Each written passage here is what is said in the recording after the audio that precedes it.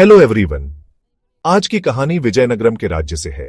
ये कहानी है तेनालीराम और गंगू की। विजयनगरम शहर में गंगू नाम का एक आदमी रहता था। गंगू थोड़ा बदनाम था।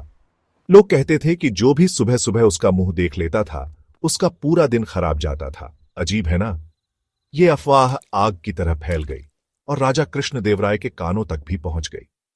राजा को यह बात अजीब लगी तो उन्होंने सोचा कि क्यों न खुद देख लें। उन्होंने अपने सिपाहियों से कहा कि गंगू को महल में लाया जाए। गंगू को राजा के सामने लाया गया और राजा ने उसी के साथ रात बिताई। अगली सुबह राजा उठे, गंगू का मुंह देखा और अपने काम में लग गए। लेकिन क्या हुआ, राजा का दिन बिल्कुल खराब गया। इतना काम था कि उन्हें खाने का भी टाइम नहीं मिला। राजा को यकीन हो गया कि गंगू वाकई बदकिस्मत है। गुस्से में राजा ने अगले दिन गंगू को फांसी देने का हुक्म दे दिया। यह खबर तेनालीराम तक पहुंची। तेनालीराम समझ गए कि क्या हुआ है और वो दौड़े दौड़े गंगू के पास गए। गंगू रोने लगा और सब कुछ बता दिया। तेनालीराम ने उसे समझाया और एक प्लान बनाया और गंगू से कहा कि वो जैसा कहे वैसा ही करे।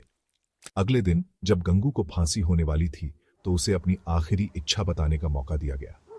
गंगू ने कहा, मैं राजा से एक बार बात करना चाहता हूं। सिपाही ये बात राजा कृष्णदेवराय को बताने गए और राजा मान गए।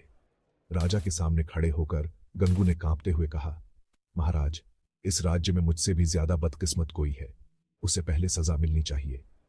राजा ने पूछा, कौन है वो गंगू? गंगू ने कहा, महाराज, आपने आज सुबह मेरा मुंह देखा और अब मुझे फांसी दे रहे हैं। अगर मैं बदकिस्मत हूं तो आप क्या है? राजा कृष्णदेवराय सोच में पड़ गए। उनका गुस्सा शांत हो गया। उन्हें गंगू की बात समझ आ गई। अगर गंगू का मुंह देखने से इतना बुरा हुआ तो राजा खुद भी तो बदकिस्मत हो गए ना। राजा जोर से हंसने लगे। उनका गुस्सा गायब हो गया। उन्हें गंगू की बात और तेनालीराम की चतुराई बहुत पसंद आई। राजा ने गंगू की सजा माफ कर दी और तेनालीराम को इनाम दिया। तो इस कहानी की सीख क्या है? कभी कभी जो बुरा लगता है वो बस नजरिए की बात होती है और थोड़ी सी चतुराई से बुरा हालात भी बदल सकते हैं। सुनने के लिए शुक्रिया दोस्तों। लाइक, शेयर और सब्सक्राइब करना मत भूलना तेनालीराम की और भी मजेदार कहानियों के लिए। अगली बार तक मुस्कुराते रहो और होशियार रहो।